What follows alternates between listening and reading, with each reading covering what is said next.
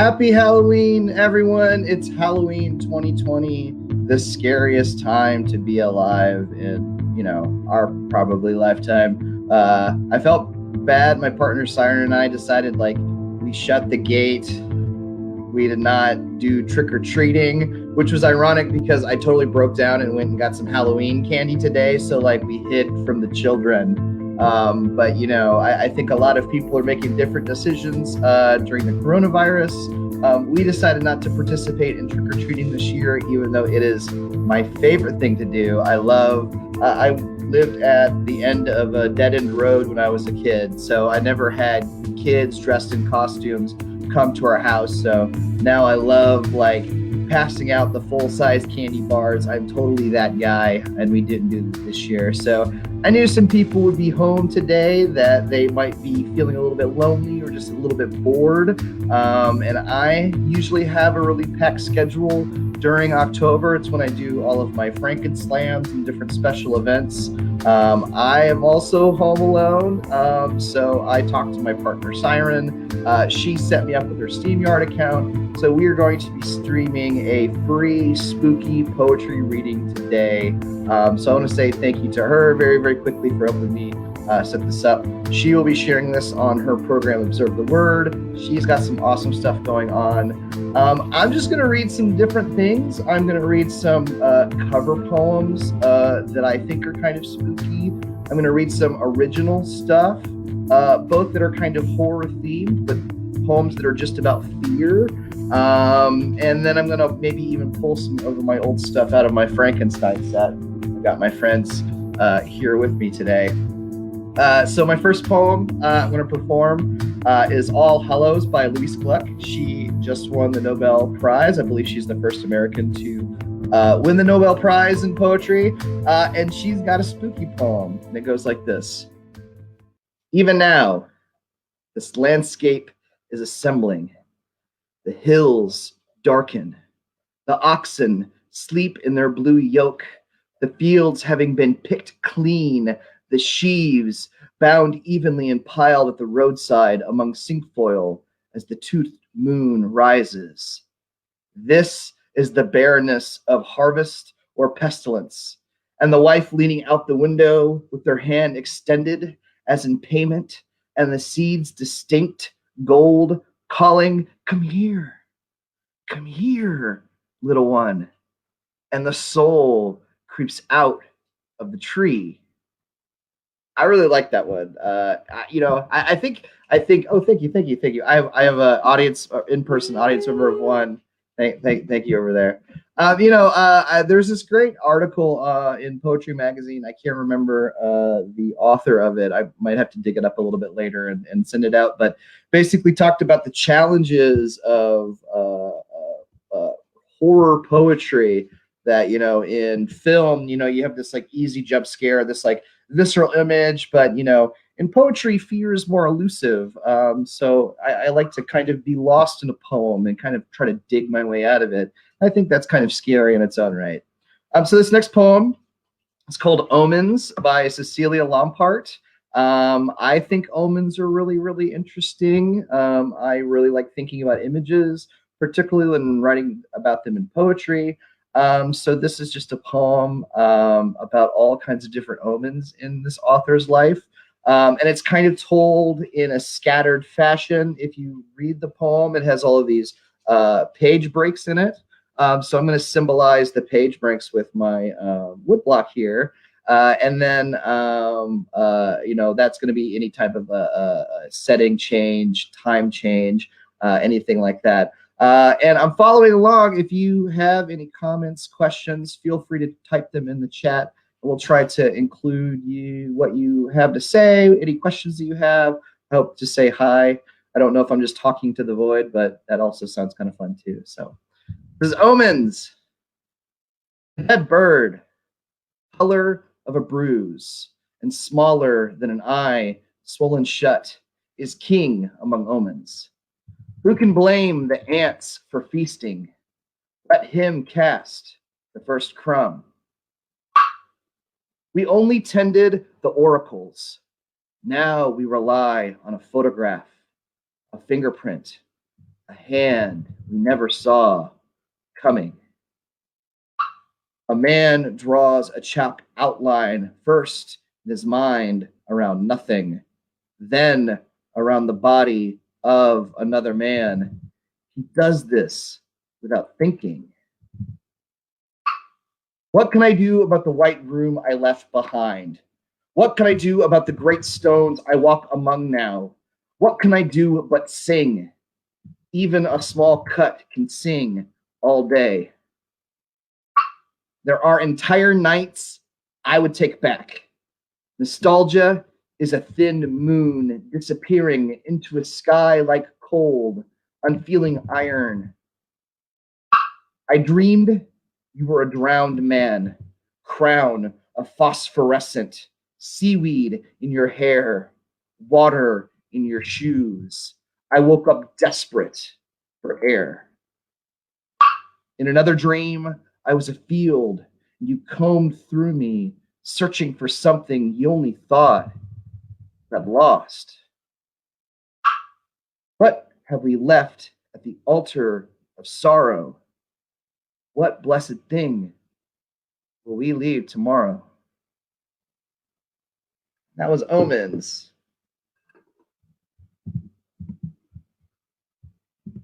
All right. Woo, thanks. Yeah. There's like, kind of, usually I have an audience to banter with while I shuffle through my papers. So I'll just like talk to my friends over here. They've just been they're kind of quiet though. They don't talk a whole lot. I see Bear is on here. I've been waiting for this all week. Bear, I'm glad you're watching. I'm glad you're feeling good. It's good to see you. This next poem is called Field of Skulls. I actually just used this in a writing workshop. I think that this is a really, really great poem for writers to think about and to particularly use in a writing prompt.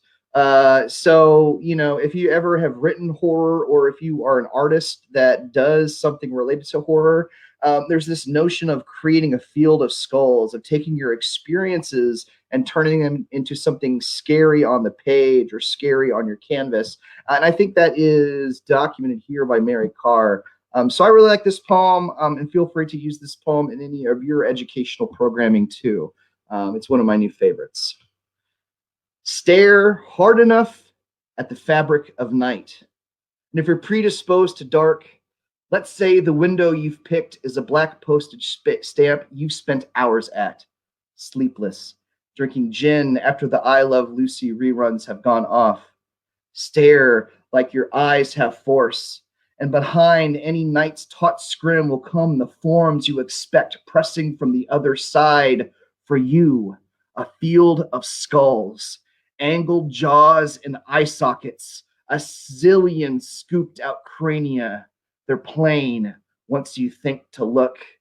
You know such a field exists, for criminals roam your every block, and even history lists monsters like Adolf and Uncle Joe who stalk the Earth's orb, plus minor baby eaters unidentified, probably in your very midst. Perhaps that disgruntled mail clerk from your job who has already scratched your name on a bullet. That's him, rustling in the azaleas. You caress the thought, for it proves there's no better spot for you than here, your square yard of chintz sofa, hearing the bad news pipe steady from your head. The night is black. You stare and furious stare, confident there are no gods out there. In this way, you're blind to your own eye's intricate machine, the light it sees by, to the luck of birth and all your remembered loved ones. If the skulls are there, let's say they do press toward you against night's scrim, could they not stare with slack-jawed envy at the fine flesh that covers your scalp, the numbered hairs, at the force your hands hold? Ooh, I think that one's spooky. I like that one a lot. So that was Field of Skulls by Mary Carr. I think that one is really creepy. Oh man, I got some friends on here. What's up, Andrew? How are you doing? I saw Deanna here earlier. What's up, Adam? How are you? Thanks for tuning in. So I read a couple cover poems I'm going to be jumping back and forth, reading some cover poems, reading some of my own poems. I think I'm going to read one of my poems now. I don't know which one yet, um, but we'll figure that out. All right, which one? Which one? Which one? All right, so here is a poem that I wrote while teaching in prison. So I typically teach a writing workshop in a women's prison. I've not been there in a while because of the coronavirus. There is a huge issue in trying to quarantine in prisons. Prisons aren't built for that, and it makes you kind of think about that. What other healthcare things aren't prisons built for? But I was doing a workshop with my class, and I had asked them, I gave them this writing prompt to think about all the towns they had visited in their life and write poems about the towns. And I had a student who had been incarcerated for so long, she couldn't remember the names of any towns she had ever visited. And that really stuck with me. And at this time, I was reading Mary Shelley and preparing for this Frankenstein poem. So I wrote a kind of Victorian-y poem about this moment in the writing workshop. So this is called Pseudo Rondo for a Prison Classroom, and it starts with "What the hell is a retreatment?" That's a quote from me because I messed up the poem. I didn't do the retreatment in the rondo, so this is why it's a pseudo rondo. So here we go. Mittens grip a printed poem, quaking with fall's first shiver. We plunder its body like yeggs cracking at a casket sliver. I mentioned Shelley and boot clomp past the colossal fact. Some bards in class have stuffed parts in a garbage sack. With practiced hands do we now grasp quill or quiver. Writing time, I'm electrified with a prompt to deliver. But think a city you've seen. Retrieve its streets and rivers. Some recall family farms with apple orchards out back. But Justine can't remember the names of places she's been. Chained to rock, waiting for some thunder god to forgive her. As class ends, she considers the multiple meanings of trigger. At an after-hours bar, a flourishing gurgle in my tract. I can't stop pondering, while old crow chews my liver, that Justine can't remember the names of places she's been. So that was pseudo rondo for a prison classroom. Oh man, how's it going, everybody? So if there's any poems that you like, feel free to suggest some. We're kind of just like having some fun here, being a little loosey-goosey. I can't really see you, but I hope you have your costumes at home. Maybe have a little drink. I'm having a little drink today. I definitely have some Halloween candy. I hope you're having some Halloween candy too. Having some festive fun. I'm having some festive fun as well. It is getting really hot in this shark costume, so we'll see how long that goes for. How long that I can put that up. My hair looked awesome, by the way, like when I was getting ready, and I was like really, really happy. And like I'm sure it's like yeah, now it's like all messed up now. But that's okay. That's all part of the Halloween fun. So this is another poem that I wrote. I wrote this while studying Frankenstein in graduate school.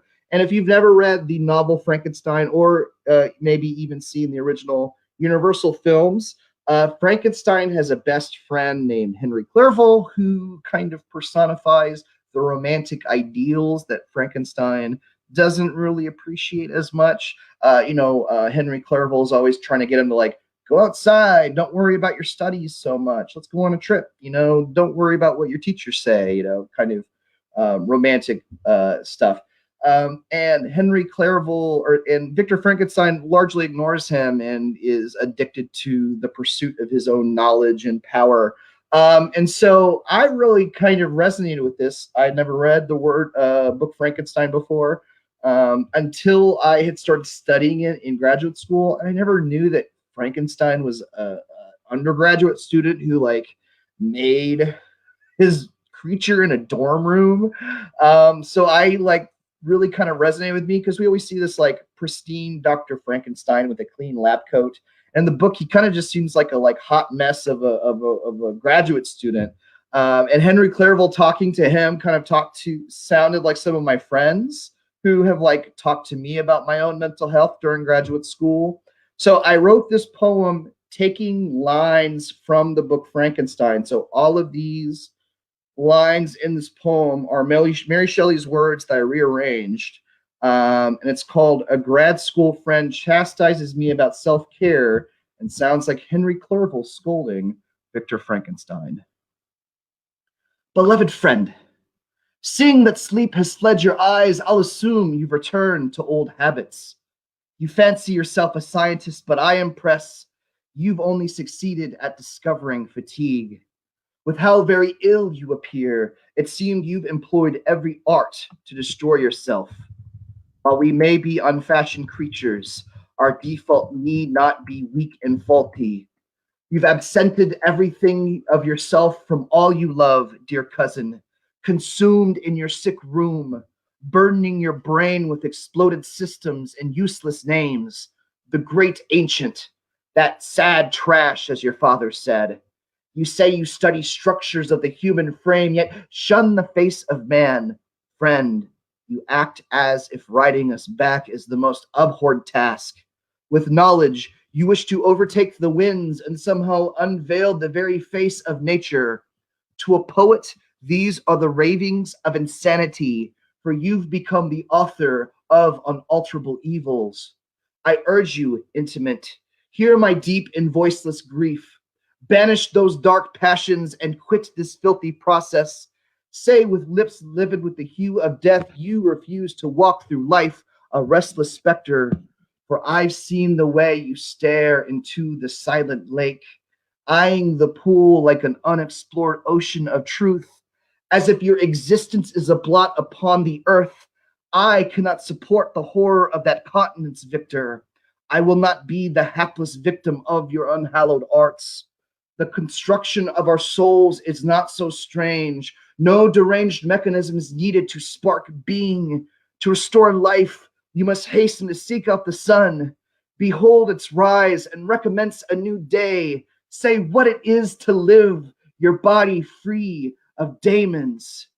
You need not feel the fangs of remorse, fair student, or forcefully glut your carriage with the maw of death. Your friend, until death, Henry Clerval. Hey, that was a poem about me unraveling in my mental health. Yay. That's like what like every poem like a poet has is like, this is like about the worst experience of my life. Everyone's like, yeah. Woo! I see Kelsey's asked, are you left shark or right shark? Well, since it's like right before the election, I'm leftist shark. How about that? Wow. We could, wow. I could be like, I could be like MAGA shark and be like, I don't care if you pollute the ocean. I don't know. That's like MAGA shark. My friend Rambo wants me to perform Halloween by Jaron Benton. I don't know if I can rap that fast right now, particularly after having some of this bourbon. All right, so I think I'm going to do a couple more covers. Just kind of feeling what's going along right now. So I'm going to do some persona poems, I think. So a persona poem is any type of poem where you play a different character. You basically like speak from that persona. And I think that Halloween poems are great for that because you actually get to become the creature. You actually get to become the monster, the villain. So I'm going to continue with this Frankenstein theme, and then I'm going to get into some other monsters from folklore, popular culture, and mythology. So this is a poem by a Scottish poet named Liz Lockhead. This is called What the Creature Said. So this is about Frankenstein's creature. If you've never read the novel before or seen The Bride of Frankenstein, there is a scene where the creature is like roaming through the countryside. All these villagers are shooting at him. All this terrible stuff happens, and he comes upon a family in a cottage in the woods. The patriarch of that family is an old blind man, and they become friends. And the reason is because the man cannot see that the creature is wretched and is made of decaying flesh. So he accepts him as a person. A lot of scholars have debated about the meaning of that scene. A lot of people interpret it to be kind of a statement on Mary Shelley's version of colorblind racism, because Frankenstein had a lot of commentary about slavery and racism going on during the Romantic and Victorian era. So I think that that's something that's kind of interesting to think about. So that kind of sets the scene. Here you have the creature meeting the old man for the first time. It goes like this. The blind man did not hate me. I saw him through the window. Through the rippling circle, my own hot breath had melted in the spiky flowers of the frost. I was exhausted. Imagine it. Midwinter, mountains, forest, dragging my bad leg over iron ground, impossible passes, pained by that flesh wound where that villager's silver bullet grazed me. And there he was, bent above the hot soup, supping his solitude from a bone spoon. And when my single rap on the glass spun him full face towards me, mild as a cat, my heart stopped, but oh, he did not flinch. Then I saw his milky eye stared right through me, unblinking, and he fumbled oddly forward to meet me at the latch. I lifted it and entered, sure that I'd found a friend. I love that poem so much. I really, really like it. I wish it's like one of those poems. I wish I had written that poem. And why is like it takes this creature that's supposed to be like really scary, and in fact writes about something that's way scarier, which is like being awkward and trying to make new friends, which I think like every poet struggles with. Being nervous and being like, I think they might be my buddy. Maybe they could be friends. And I see Heather is in the comments. What's going on, Heather? I got to work with Heather's students about this, and they agreed that making new friends is very scary. Hey, what's going on, Spirit Wolf? If you can't see someone's evil experience, then you can't fear their image. I agree with that. Yeah. So here's another persona poem. This is by Cynthia Huntington. This is called Ghost. So this is from the perspective of a ghost. So I'll get my leftist shark costume on to make sure I have a full ghost. Maybe I'm a ghost shark. That could be like what I am. I like this. I like this costume because like I can like pantomime with it. I could be like, oh. No, sorry, I've got to do some poems. So again, I like this poem because I think it kind of plays with the elusiveness of poetry, and ghosts are elusive. So I think that kind of creates like a scary dynamic. So here we go, ghosts. At first, you didn't know me. I was a shape moving rapidly, nervous at the edge of your vision. A flat, high voice, dark slash of hair across my cheekbone. I made myself present, though never distinct. Things I said that he repeated, a tone you could not hear, but never trace in his voice. Silence, followed by talk of other things. When you would sit at your desk, I would creep near you like a question. A thought would scurry across the front of your mind. I'd be there, ducking out of sight.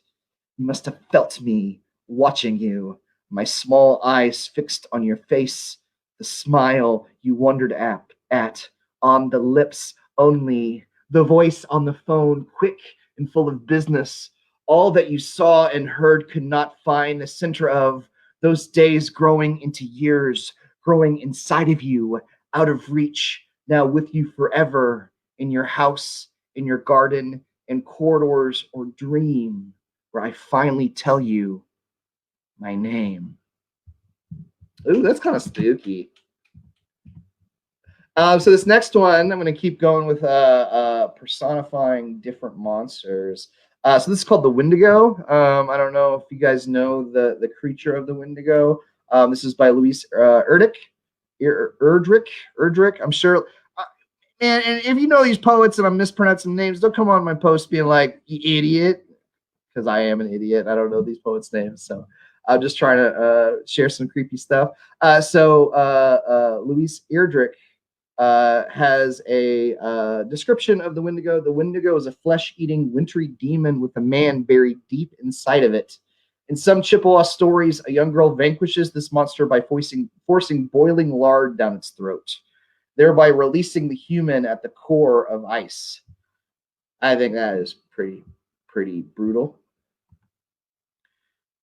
You knew I was coming for you, little one, when the kettle jumped into the fire.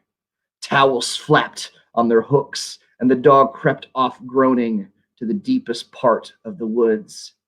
In the hackles of dry brush, a thin laughter started up. Mother scolded the warm food and smooth in the pot and called you to eat. But I spoke in the cold trees. New one, I have come for you. Child, hide and lie still. The sumac pushed sour red cones through the air. Copper burned in the raw wood. You saw me drag toward you. Oh, touch me, I murmured, and licked the soles of your feet. You dug your hands into my pale, melting fur. I stole you off, a huge thing in my bristling armor. Steam rolled from my wintry arms. Each leaf shivered from the bushes we passed until they stood naked, spread like the clean spines of fish. Then your warm hands hummed over and shoveled themselves full of the ice and the snow. I would darken and spill all night running until at last morning broke the cold earth and I carried you home, a river shaking in the sun. That poem is freaking terrifying. I don't care who you are. I think poets, like I think like horror movie people obviously like might be like a little weird. Like I'm sure like meeting Wes Craven or like John Carpenter or anybody back in the day would have been really interesting, like Romero or someone like that. I'm sure they had some creepy stuff going on in their heads. But have you ever talked to a poet? I got some scary stuff. I'm dating one, and it's the most terrifying thing ever. Wow. Hey, excuse me, ma'am. Excuse me. I'm trying to have a show here. Are you gonna throw me out of the venue? Just go in the other room, I guess. That's BS. So I'm gonna do a couple more cover poems, and then I'm gonna read some more individual stuff of my own. So I'm gonna read one from the perspective of a witch, and then one from the perspective of someone a little more familiar. So I think it's fun to be a witch. I'm still working on this voice, so we'll see how it goes. So, you are food. You are here for me to eat. Fatten up, and I will like you better. Your brother will be first. You must wait your turn. Feed him yourself. You will learn to do it. You will take him eggs with yellow sauce, muffins torn apart and leaking butter, fried meats late in the morning and always sweets, and a sticky parade from the kitchen. His vigilance, an ice pick of hunger pricking his insides, will melt in the unctuous cream fillings. He will forget. He will thank you for it. His little fingers stuck every day through cracks in the bars will grow sleek and round, his hollow face swell like the moon. He will stop dreaming about fear in the woods without food. He will lean toward the maw of the oven as it opens every afternoon, sighing better and better smells. That was The Witches Told You a Story by Ava Level Heyman. I like being I don't know what it's like to be a witch, but I know what it's like to be fat and want to eat children. Like that is something that I do have experience with. So I do feel empowered to perform that poem. I feel like you don't believe me over there. No. I feel like it's inappropriate. All right, so I'm gonna do this is a little bit of a longer poem, and then I'm gonna switch some things and do some of my own original poems. So this is by the late Liesl Mueller. She just passed away either at the beginning of this year or the ending of last year. And this is a persona poem, but she's not choosing to be the persona of a creature or a monster. She's choosing to be Mary Shelley late in life. I think that's interesting for a lot of different reasons. First of all, a lot of people, when they like write about Mary Shelley or think about Mary Shelley, they think about her as a teenager. She wrote Frankenstein when she was 17, which is crazily incredible. But Mary Shelley also lived a very long life, had mental illness all this time that was undiagnosed, and almost every man in her life had died in some kind of terrible way, and some of the women in her life too. Mary Shelley's mother died while giving childbirth.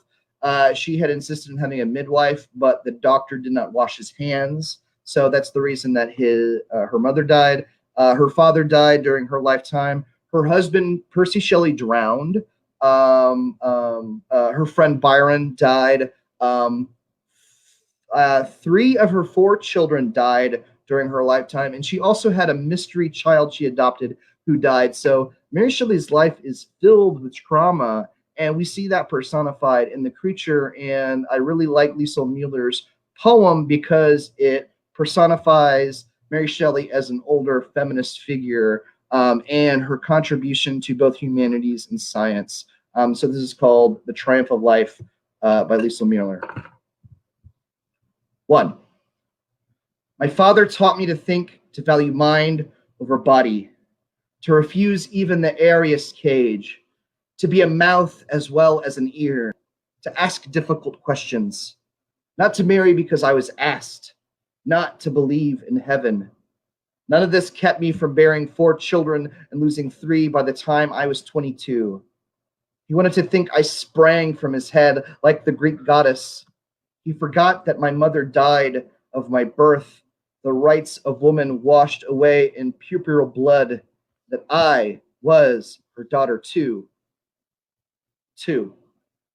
I met him when I was 16. He came to sit at my father's feet and stayed to sit at mine. We became lovers who remained friends even after we married. A marriage of true minds. Is it what you want? It was what we wanted. We did not believe in power. We were gentle. We shared our bodies with others. We thought we were truly free. My father had taught us there was a solution to everything, even evil. We were generous, honest. We thought we had the solution. And still, a woman walked into the water because of us. 3. After that death, I stopped believing in solutions. And when my children died, it was hard not to suspect there was a God, a judgment. For months, I wanted to be with those 3 small bodies, to be still in a dark place. No more mountain passes, no more flight from predators with arms as long as our bills. No more games to find out who was the cleverest of us all. No more ghost stories by the fire with my own ghost at the window, smiles sharpened like sickles on the cold stone of the moon. For months, I made a fortress of my despair, a defect of temper, they called it. His biographers never liked me. You would have called it a sickness, given me capsules and doctors, brushes and bright paints, kits for paper flowers. 4. An idea whose time had come, you say about your freedom, but you forget the reason. Shall I remind you of history, of choice and chance, the wish and the world, of courage and locked doors, biology and fate? I wanted what you want, what you have. If I could have chosen my children and seen them survive, I might have believed in equality, written your manifestos. Almost 200 years of medical science divide us. 5. And yet, my father was right. It was the spirit that won in the end. After the sea had done what it could do to his flesh, I knew he was my husband only by the books in his pockets. Sophocles, Keats, the word survives the body. It was then I decided not to marry again, but to live for the word. 6. I allowed his body to be burned on the Italian beach. Rome received his ashes. You have read that our friend snatched his heart from the fire. You call it a grisly act, something out of my novel. You don't speak of the heart in your letters, your sharp eyed poems. You speak about your bodies as if they had no mystery, no caves, no sudden turnings. You claim isolation, night sweats, hanging on by your teeth. You don't trust the heart, though you define death as the absence of heartbeat. You would have taken a ring, a strand of hair, a shoelace, a symbol, a souvenir, not the center, the real thing. 7. He died, and the world gave no outward sign. I started a journal of sorrow, but there were the words, the poems, passion and ink spilling over the edges of all those sheets. There was the hungry survivor of our bodily life together. Would it have lasted, our marriage, if I had stayed alive? As it was, we fed each other like a pair of thrushes. I gave his words to the world, and they came back to me as bread and meat and apples, art and nature, mind and flesh, keeping each other alive. His last unfinished poem was called The Triumph of Life. 8. You are surprised at my vision that a 19-year-old girl could have written that novel. How much I must have known. But I only wanted to write a tale to tremble by, what is oddly called a romance. By accident, I slid out of my century into years of white coated men in underground installations who invent their own destruction under fluorescent lights. And in a few more decades, when your test tube babies sprout, you will call me the prophet of ultimate horror again. It was only a private nightmare that dreamed the arrogance of your time. I was not your Cassandra. In any age, life has to be lived before we can know what it is.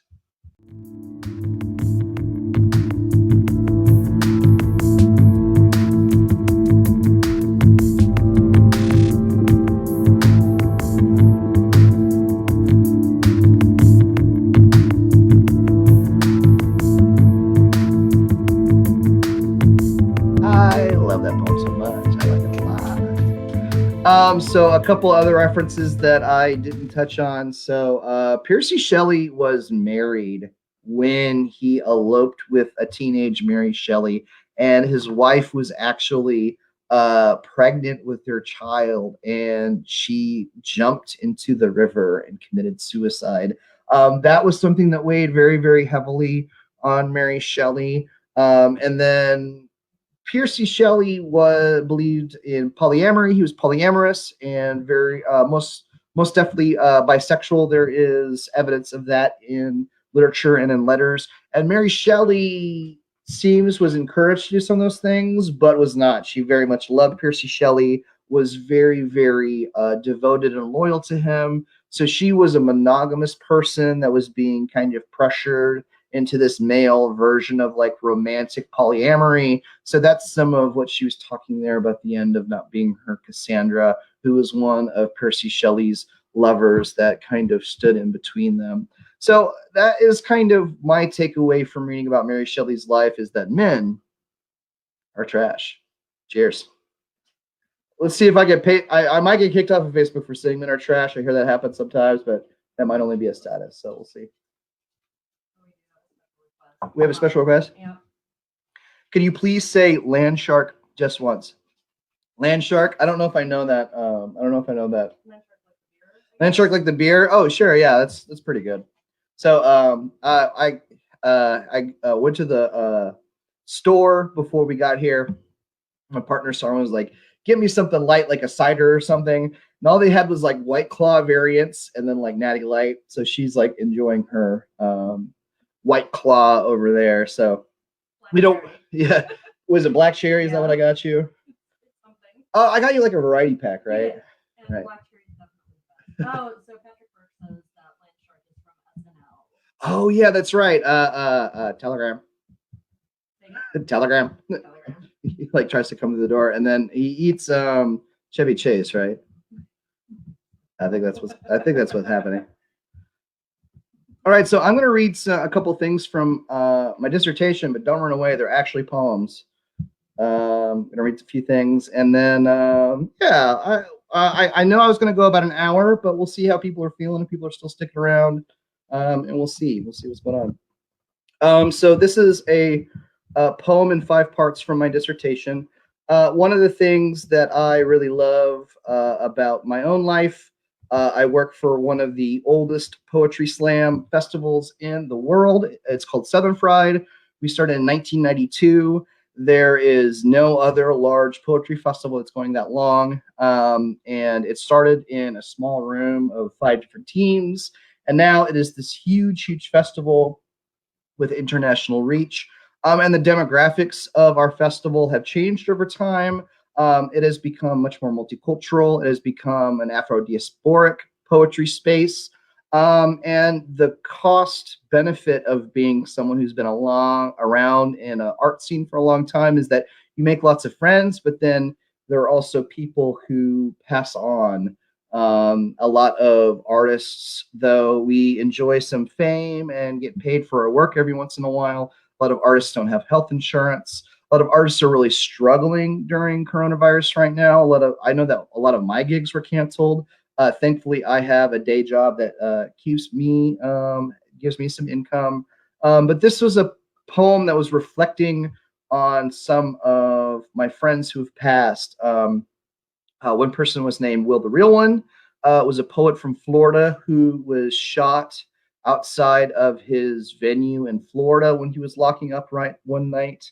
I found out about this when I was attending Indy 500 festivities. One of them is about my friend Tavis, who had an aneurysm and passed away. One is my friend Tess, who passed, and there's several others. So I was in the middle of my dissertation, kind of thinking about some of these things. So this is a just piece of my dissertation. It's more about some of the like kind of darker things that I was thinking about during graduate school. So this is called On Damons. 1. I'm in the passenger seat of Asia Sampson's car in South Florida. He is pulled into an unfamiliar strip mall. There is a trophy store and a law firm. Asia has mounted a video camera on the dashboard facing us. I assume he is setting up a candid shot for his documentary. He says his film is about the journey to find the poem. He points to the storefront and says, "This was the literary cafe." Oh, shit, I yell, pointing to the concrete.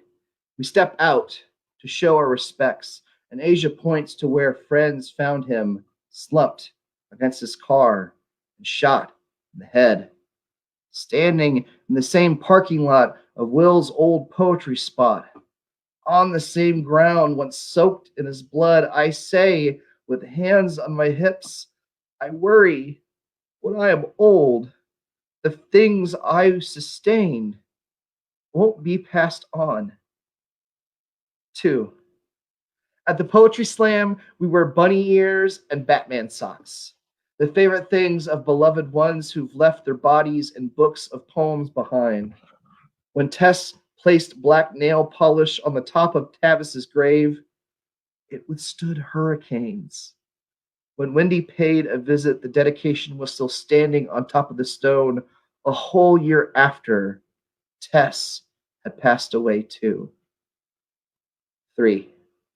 I had just returned from the Indianapolis Motor Speedway when Cuban called me to let me know someone killed Will while he was locking up his poetry spot. My dog had diarrhea and the walls were splashed with literal shit. I skipped the big race to sit on the floor and stare and call my friends to say sorry. We don't talk enough. 4. The same sages you've seen soaked in bright stage lights, I met in a parking lot over a past glass of poetry punch. There are more poets who have passed on that I could dedicate this dissertation to. Shauna and Shannon and Maggie and Jack and Pat. Last time I saw Blair alive, he slayed the crowd with spit like little Richard reincarnated. I still can't believe that man could ever stop breathing. 5. When Will died, I called Tavis. When Tavis died, I didn't know who to speak to.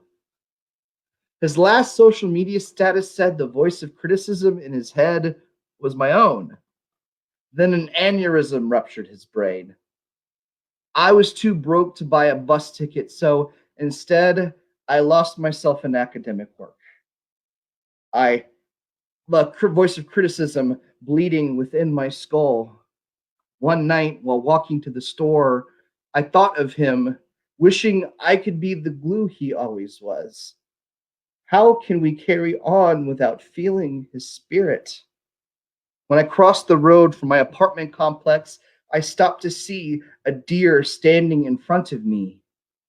It looked me dead in my eyes, which struck me like a poem. It crossed the road, weaving between cars speeding by. It turned and looked back at me for just a moment. Then it bolted. Its tail waved like a white flag, and then it was gone. That was a poem for my friends. The good thing though is that all of those friends who passed were such funny people that anytime I find myself getting sad about it, I think about like all the fart jokes and stuff that they've told me in my life. So that makes me feel a little bit better. So all right, see here. I'm gonna make sure I'm kind of digging through a long dissertation trying to find some poems. So yeah, dissertations are terrible to write and read. So if you're in grad school, like sneak some poems in there because one, your committee might not read it anyway, and two, maybe they'll find a poem. So I want to read a couple poems about the work I do in a women's prison. And one thing that I like to think of is, I over doing this for 15 or 20 years. I've visited 15 different prisons, jails, detention centers, assessment facilities in my lifetime. And every single one of them scares me. I am always scared. And it's not of the people, it's not of the people who are incarcerated there. It is the structure of prison, it is the panopticism of prison, of people watching. That has always really freaked me out, particularly when I'm visiting a new prison. Just like when I'm like driving, because often they're like in like small rural towns and you're just like out in cornfields. All of a sudden you see this huge structure that just seems like a fortress, and my heart always starts beating. So I like to think about that fear and what my students have to go through, because like we go in there and we write poetry, and I know I'm struggling right now to produce content and write. So I even think about like what my students have to overcome to write poems. I think it's just a miracle that they could create something in that kind of environment. So this is a couple poems about that, about creating in this space. This first one's called The Circle. Tonight, Hella reads a poem to the son she's accused of killing, and Amora says she wishes she could become that brave. I say, let's start with where this poem is successful. Not to overshare, Emma says, but that's the type of writing that makes your butthole pucker.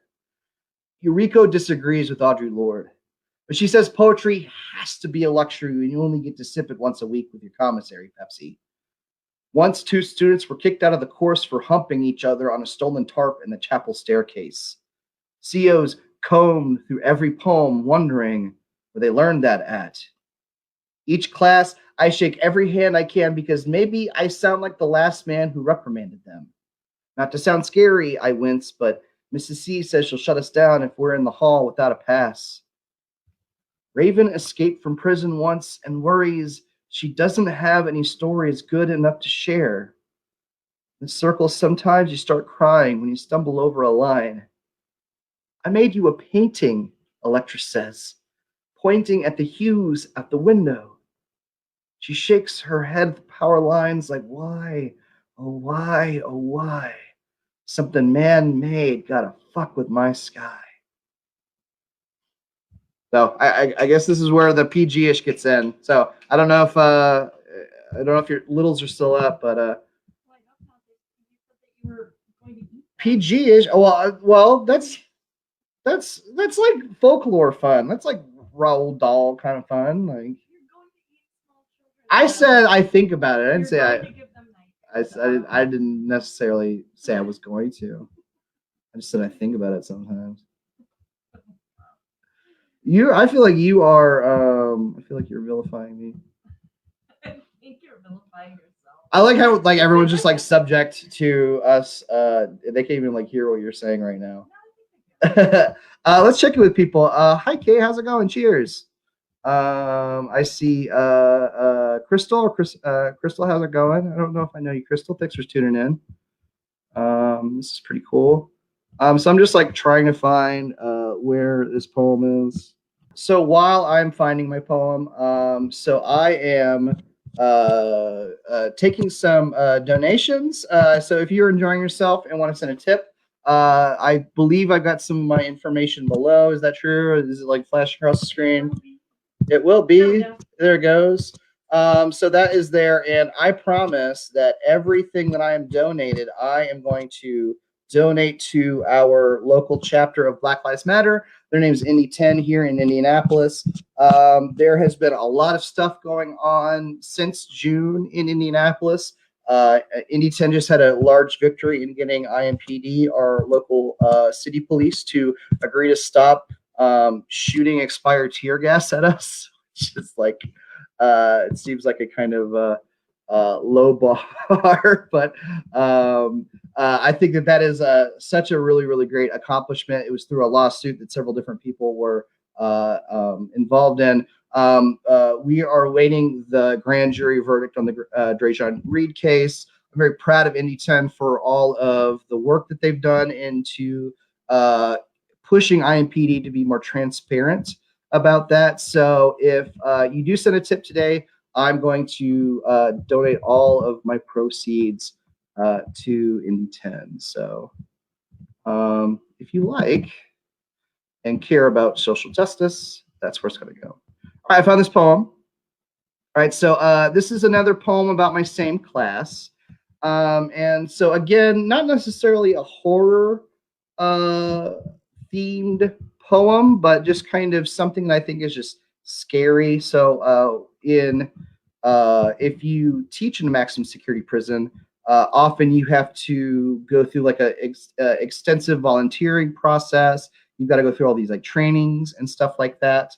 And one thing they do to train you in this facility is they have you concoct hostage scenarios. So they have you imagine, what would you do if your own students kidnapped you? And I think that's a very brutal thing. I wonder what it's like to be a student in a class where the teacher is afraid you're going to kidnap them. The only time they've ever kidnapped me is when they just like talk to me about poetry after class, and I'm supposed to go. That's like the length of kidnapping that I've ever been through. So this poem's called Hostage Scenarios. When you train to teach in a maximum security prison, you're invited to concoct hostage scenarios. Imagine a dictionary stripped of its spine. Imagine that spine sharpened to a shiv. Imagine that shiv pressed against your ribs. Manifest a massive standoff in your mind of shouting and silence and you pleading just to live. The key is to make a picture that exhausts all the possibilities. That a pencil can be broken and poking against your throat, that a book can be repurposed to bludgeon against your skull, that you may be captured, made to swap spaces and clothes, so the SWAT thinks you're your students, something to shoot. This is why you start every session asking your class to tell you who they are. I'm a mirror of my mother. I'm a reflection of my crime. I never thought myself a student, but now I'm running out of time. I am here to learn to make weapons with my words.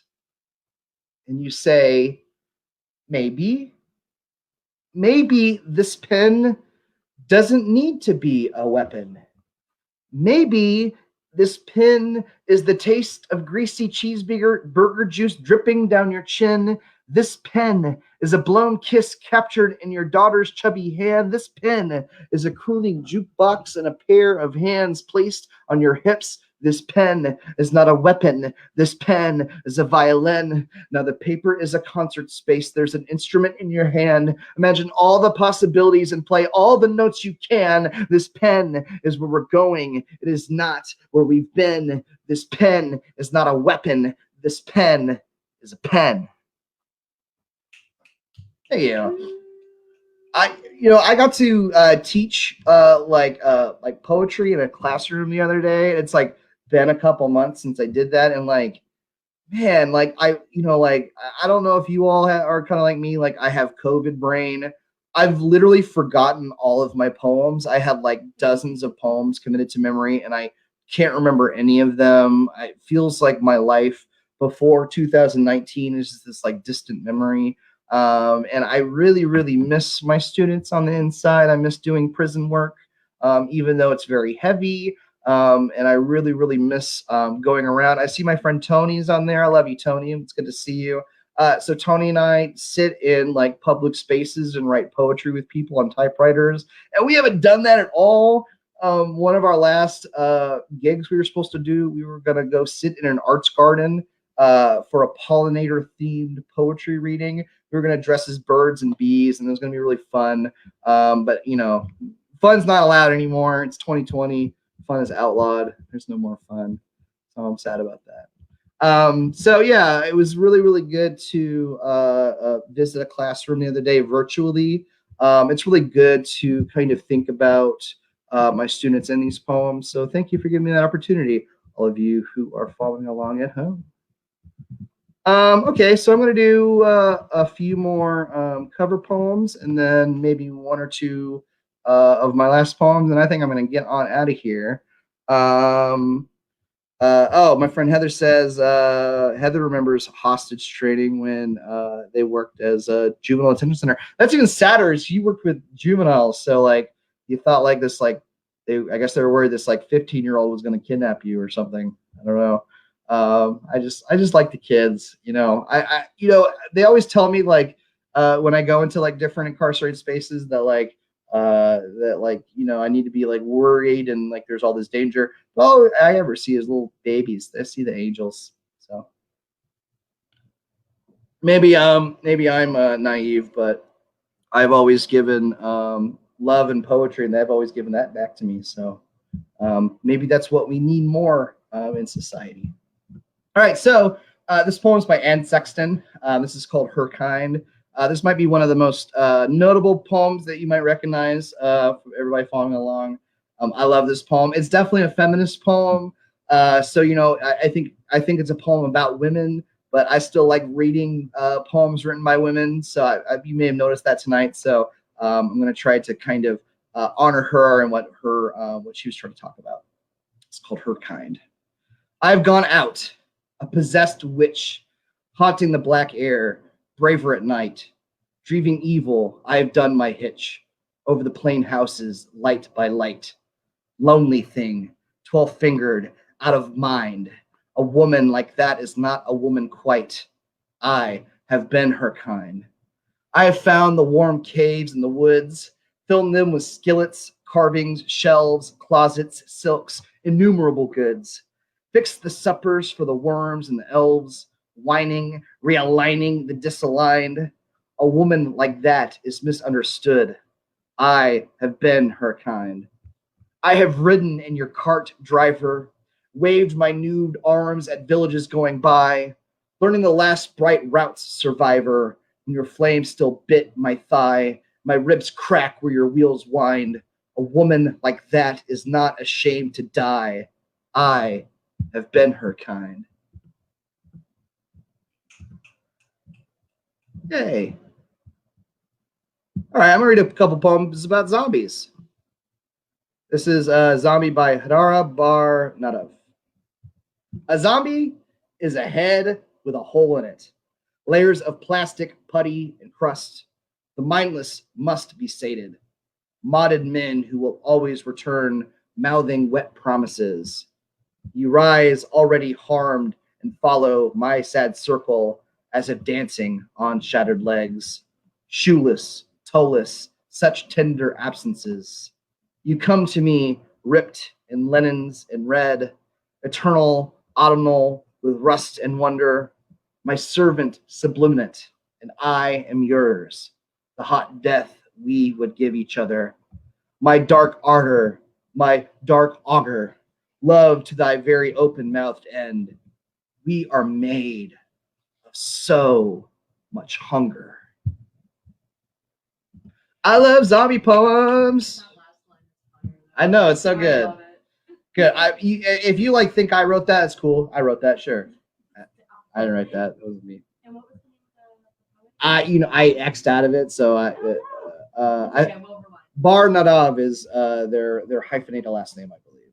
So, my partner was like, "Do you have like a constructed set list of the poems?" And I was like, not preparing to be that prepared. I was just like, I just got some poems that I'm just like gonna shuffle through. So she's gonna try to convince me to put some poems and titles. So we're gonna put this up on YouTube. If you're curious about any of these poems, I know a couple of you in the audience are teachers, and you can definitely find all these poems. Are you can find them on the internet or at your library. I see what you did there. You could email me at, if you want me to come read these poems to you, because I know personally I'm having trouble reading books during quarantine. I don't know if you're feeling that. So one thing you could do is pay me to come and read the poems to you. That way you don't have to read them. It's like my service for people. Or yeah, sure, teaching, yeah. I feel like that's like all like teaching is like me being jazzed about a poem, and like a young kid being like, "Oh, cool, yeah." That's like it. But most teachers don't do that. All right, so this is called "To Live in the Zombie Apocalypse." I like this poem. This is by Burlee Vang. I like this poem because I think lots of horror movies have like rules like of how the monster works, and like that's like kind of the mythos. Like I think one of the most like extreme examples is I just watched Gremlins 2 the other day, and like you can't like feed them after midnight or like get them wet or like they die in the sunshine, like that kind of thing. So I like that this poet kind of uses the rules of zombies to talk about the future. This is called "To Live in the Zombie Apocalypse," and maybe this might resonate during just what it's like to be in the United States during 2020. I'm just going to assume that's how you feel. So, the moon will shine for God knows how long, as if it still matters, as if someone is trying to recall a dream. Believe the brain is a cage of light and rage. When it shuts off, something else switches on. There's no better reason than now to lock the doors, the windows, turn off the sprinklers and porch lights, save the books for fire. In darkness, we learn to read what moves along the horizon, across the periphery of a gun scope, the flicker of shadows, the rustling of trash in the body of cities long emptied. Not a soul lives in this house, and this house, and this house. Go on, stiffen the heart, quicken the blood. To live in a world of flesh and teeth, you must learn to kill what you love and love what can die. That's real. That's like real, man. I see like why like I don't know if anybody's been watching like Colbert or like any other like late night show now where they're like doing it from their like living room. It is helpful to have someone off screen and just be like, yeah. Really is. I was worried like my interaction. I was worried about that, but I'm really enjoying laughing. Yeah. I'm enjoying you being a part of my life, even though you're not really visible right now. No. That's not scary. Not scary. That's not scary. I don't know, but it's scary. All right. This is A Boat by Richard Brodigan. Oh, beautiful was the werewolf in his evil forest. We took him to the carnival, and he started crying when he saw the Ferris wheel. Electric green and red tears flowed down his furry cheeks. He looked like a boat out on the dark water. I like that poem too. Like, werewolves are scary, but have you ever seen humans? Man, they're so much scarier than werewolves. So this poem is by Mark Doty. This is called The Owner of the Night. I think this is another poem that kind of like uses rules, like the rules of horror, to kind of set the scene.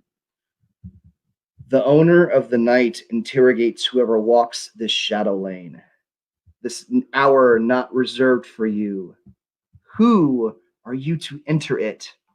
Orion's head over heels above the road, jewel belt, flinting starlight to fuel two eyes looking down from the air. Beacons in reverse, since light pours in toward her appetite, until she wings her noiseless outline between our rooftop and the stars, over this door and all the doors, hidden in the grass, dreaming voles, firefly province, wasps in the palace they've hollowed under the hill, mole resting his face against his splayed hands perch, blink, pose the evening questions to the sleepless while the moon is there, if there is one, scatters islands on the field of ink. Who maps this? The owner of the night looks down to mirror, and amidst the hours before the upper vaults begin to lighten and recede. Did you hear what I said? A face looks down for the night. Did you hear me? Who reads this page? Who writes it? I like these poets who are like, I created something that's so scary. Oh my god, I made this thing with my hands. It's like a monster. What am I gonna do? Sorry. I'm glad you think this is funny. Everybody might be at home just be like, what is wrong with Adam? Maybe I can blame it on the bourbon. I might have one more drink. This will be my last drink for the night, so we're dying down here. I want to say thank you to everyone who has come out and joined me on Halloween. If you went out trick-or-treating, I think that's great. If you did not go trick-or-treating because of coronavirus, I think that's great. I'm trying to be more accepting of other people's decisions. I do hope that you are being thoughtful of other people.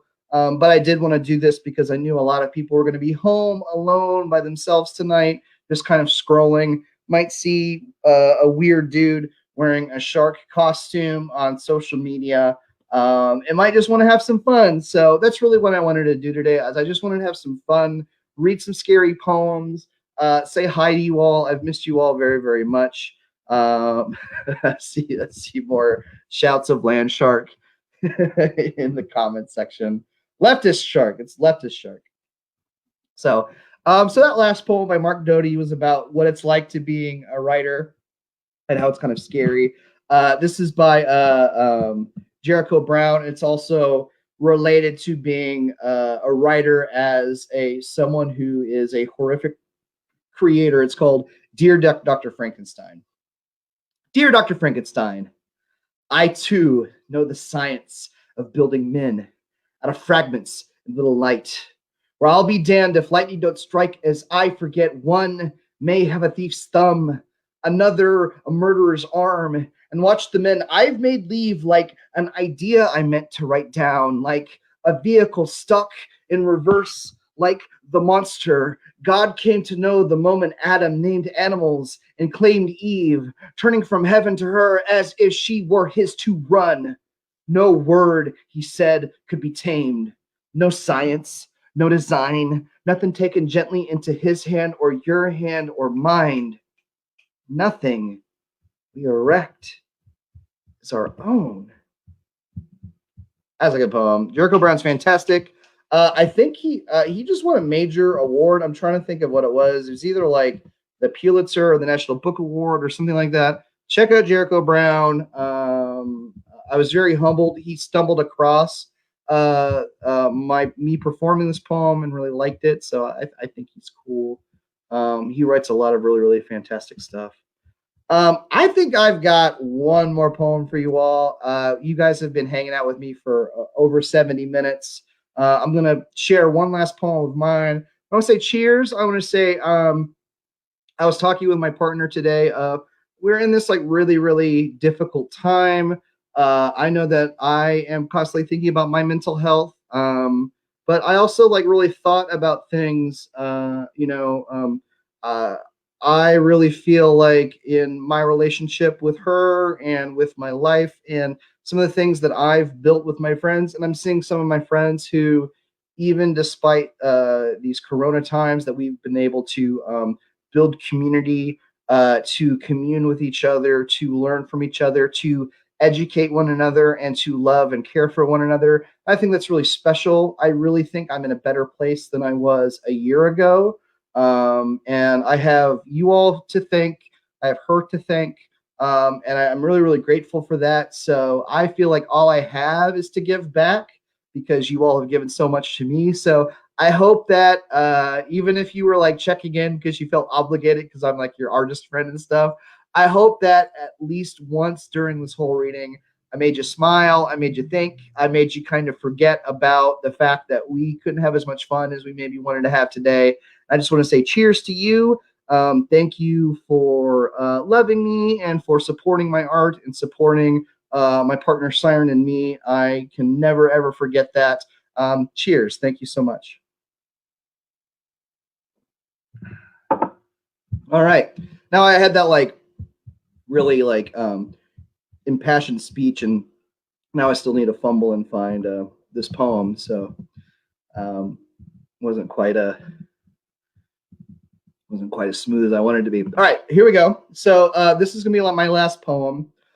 This is another poem that I wrote. And again, I wouldn't call this a horror poem. Like, there's no monsters in here, but it is a poem about being afraid. So there's some things in here that are about fear, um, kind of for some context. So I used to live in Bloomington. I didn't have a car. I was a poor graduate student. I used to like catch a ride or catch a shuttle or like rent a car once a week to go volunteer, no money, getting paid, anything like that, at the women's prison to teach poetry workshops. I did that for several years. I still do that type of work when there's not a pandemic and a quarantine. But it's a lot, and I was really kind of in grad school. You can get into like a really heavy place where it's just hard. It's hard on your body. And I went to this poetry conference where they were talking about Gwendolyn Brooks' work in Indianapolis. Gwendolyn Brooks used to take from Chicago once a week a bus all the way from Chicago to work with people in Indiana and then take the bus all the way back. And it made me realize that I can do this. I can be humbled enough to ask for a ride, to need help and rely on other people if the great Gwendolyn Brooks can do that too. So that was an important kind of thing for me. So I wrote this about a day that I was struggling to get to the facility. My friend who was supposed to give me a ride had just got kicked out of the facility for some stuff that I'll talk about here. So this is kind of just a poem about my day. I saw lots of like horrible things that day that weren't in the prison. And so this poem's called Conveyance. And my dissertation is a lot about conveyance. Conveyance means both like transportation, like I need to convey my body from this space to that, but it also is about trying to communicate. I'm trying to convey something to you. So this poem is both about my struggles to transport myself from my home to the prison and some of the fearful things that I saw there. But it's also about my struggles to convey the importance of prison education. And that's why the poem is called that. It starts 4:26 p.m. A sign on the door of the intake building reads, "No cell phones allowed on prison grounds." So I knew I needed to stash my Android someplace. Like I could wrap it in plastic and chuck it across the road, or turn it in a library lost and found to come claim when our writing workshop ended at 8. I used to keep it in the car of a friend who always interrupts class to pass out candy root beer barrels, but she was suspended when a birthday card she snuck in was found lined with Suboxone strips. Her throat may hum a prison song with sharper notes. I told her I'm not that good at praying, but I can learn. 8:19 p.m. You can't complain about your day while leaving a prison, I say to the group turning in their badges, who seem bothered by the idea of walking into rain. You know a thing about you, a guy named Lucky asks, who spoke at the recidivism class. You don't have prison face. I play I don't know the meaning while searching the cracked granite around his eyes.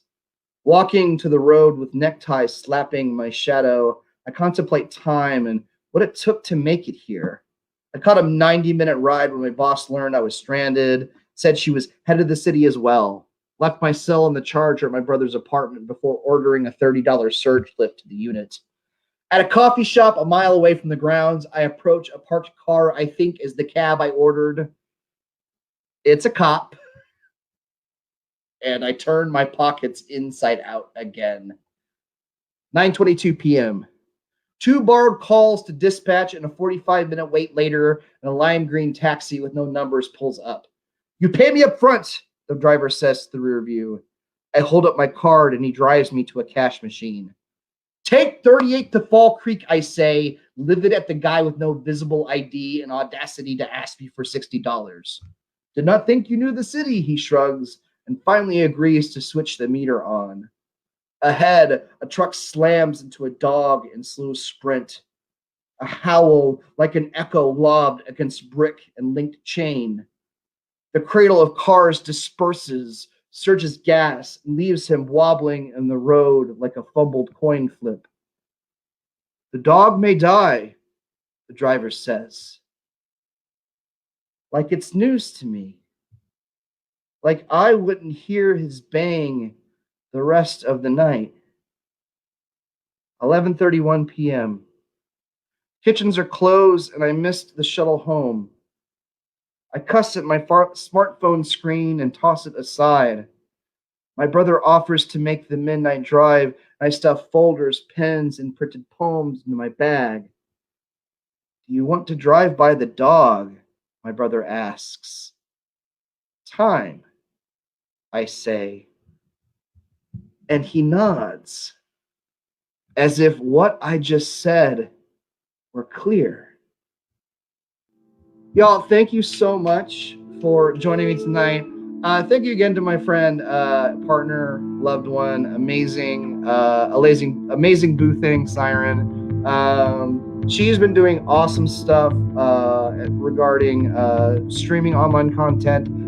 She is awesome in the interfaith community. If you're into tarot and oracle, you can check out some of her stuff on Woven Wisdom, and then also on Observe the Word, which is her poetry channel. So thank you for letting me be a bum and use your StreamYard content.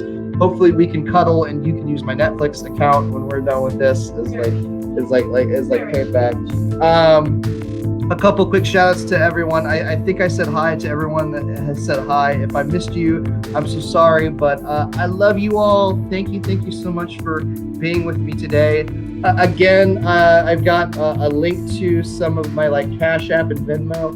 If you do send me a tip, I promise to donate it to the Indianapolis chapter of Black Lives Matter. That's going to go to some really good things. They gave out 10,000 pounds of food today, so they're doing some really, really awesome stuff in the city. I want to also thank my two friends for joining me today. They were kind of quiet as audience members, but I think that they were very attentive. I'm gonna have a drink and some Halloween candy, and I'm gonna watch some scary movies. I hope you get to have a similarly fun, spooky time tonight. Thank you so much. I love you all. Have a good evening.